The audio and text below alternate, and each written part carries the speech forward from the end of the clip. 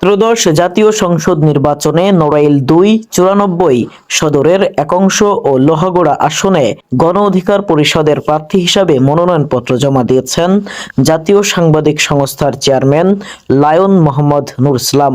২৯ December সোমবার বিকেলে জেলা রিটার্নিং অফিসার ও জেলা প্রশাসক ডক্টর মোহাম্মদ আব্দুস সালামের নিকট প্রার্থী তার দলীয় নেতাকর্মীদের নিয়ে মনোনয়নপত্র জমা দেন।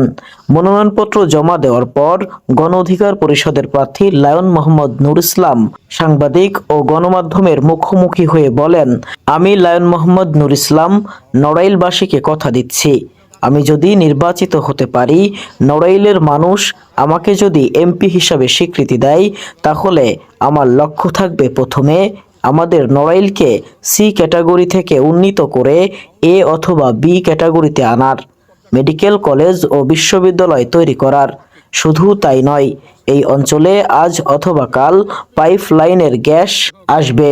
তবে কথা দিচ্ছি, আমি নির্বাচিত হলে সর্বপ্রথম নড়াইলের প্রতিটি ঘরে ঘরে পাইপ লাইনের গ্যাস পৌঁছে দিব। নহে আশরাফ সেই জাত বংশ পরিচয়, সে আশরাফ ধন্য শতাৎ পূর্ণ কর্মময়। আওয়ামী লীগ এবং বিএনপি বড় দল, পর্যায়ক্রমে তারাই সরকার ক্ষমতায় আসছে বিগত দিনে, সঠিক একমত পোষণ করছে।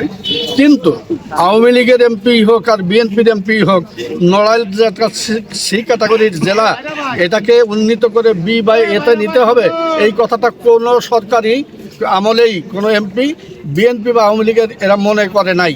যদি মনে করতো তাহলে নিশ্চয়ই নড়াইল জেলা সি ক্যাটাগরির জেলা থাকতো না। অতএব আমি যখন এটা উপলব্ধি করতে পেরেছি যে সিকে উন্নীত করে বি অথবা এতে নিতে হবে, তাহলে বিশ্ববিদ্যালয় হতে হবে, মেডিকেল কলেজ হতে হবে, শিল্পনগরী হতে হবে, নদীবেষ্টিত এলাকা পর্যটক নগরীর ব্যবস্থা করতে হবে।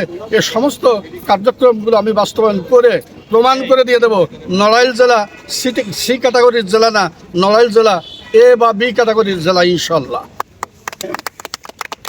এদিন সকাল থেকে নড়াইল জেলা প্রশাসকের কার্যালয়ের সামনে গণ অধিকার পরিষদের নেতাকর্মীদের ভিড় দেখা যায়।